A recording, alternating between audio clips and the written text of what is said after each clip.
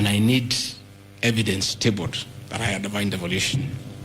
The motion alleges that on 29 September 2024, I unlawfully interfered with the running of the Nairobi City Council government by holding a public rally where I allegedly incited citizens against law directives of the county government on planning and relocation of markets. This is my response.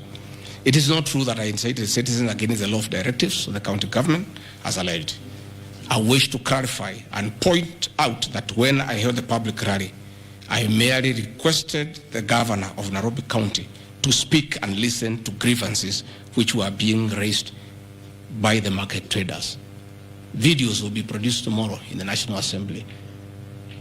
I, Rigathi Gachagua, asking Governor Sakaja to take time to listen to the people and listen to their grievances. The traders had sought me out to intervene and request the governor on their behalf to dialogue with them and seek a solution to their grievances with regard to the relocation of markets. Had the governor listened to these traders, they would have had no business coming looking for me. All I was saying is listen to the people. Before you relocate them, have public participation. Most of those traders have lived in Wakulima market for 40 years. They wanted to discuss with the governor what happens to us, what happens to our customers, what happens to the distances that we cover, what about the extra cost of going to the new relocation. And I think the traders were right. Requesting a meeting with an elected leader is their right. And when they requested me to go and meet them, because they were desperate and they needed somebody to hear to them, I did go and speak to them. Again, this motion alleges that on 20 September 2024, I unlawfully interfered with the running of the Nairobi City Council by inciting citizens against law directives of the county government. The leadership of Nairobi business traders approached me sometime in March 2024 at my official residence to discuss multiple issues affecting business and requested engagement in the resolution and intervention on these issues adverse to business. Consequent to this meeting, I directed that short, medium, and long-term strategies be undertaken, coordinated by the Office of the Deputy President, to address the issues raised that are cross-cutting with agencies including KRA, Kenya Post Authority, Counterfeit Authority, Kenya Bureau of Standards, the National Police Service, Kenya Corporate Board, given that devolution is under the Office of the Deputy President. I was just doing my work. On 11th April 2024, the Small Traders and Government Agencies Technical Committee, coordinated by my office, held a meeting to discuss issues raised by the small traders, including Udhuru Market, attended by ODP staff in a supportive role in keeping with the draft framework of cooperation and engagement between government, Nairobi City County, and the Nairobi business traders. Subsequent to that meeting, a meeting on 24th April 2024 between Nairobi City Council and the Nairobi small traders and numerous others, the ODP on 22nd July 2024 invited His Excellency Johnson Sakaja, amongst other state officers, to a meeting at ODP. Officers scheduled for 22nd July 2024 to review the draft framework of the cooperation and engagement between the small traders and the government of Kenya.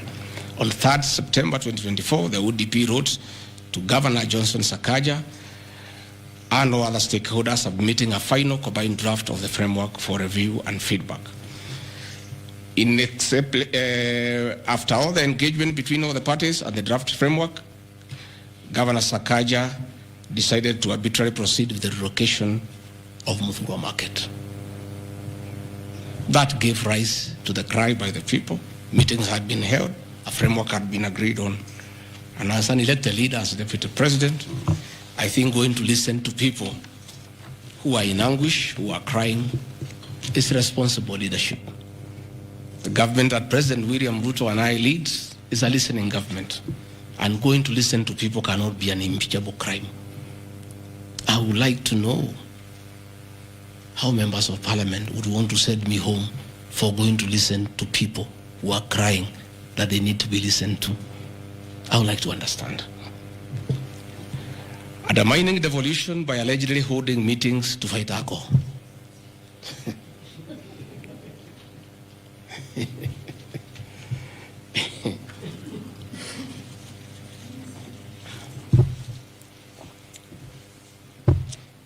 think tomorrow will be the greatest circus. Or do I call it the theater of the absurd?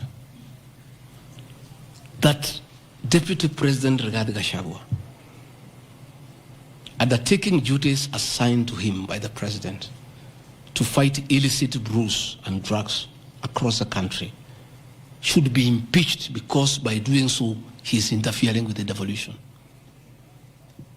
I held meetings in Nyeri, attended by Governor Kahiga, Governor Waiguru, Governor Irogo Kangata, Governor Wamatangi, Governor Kiari Badilisha.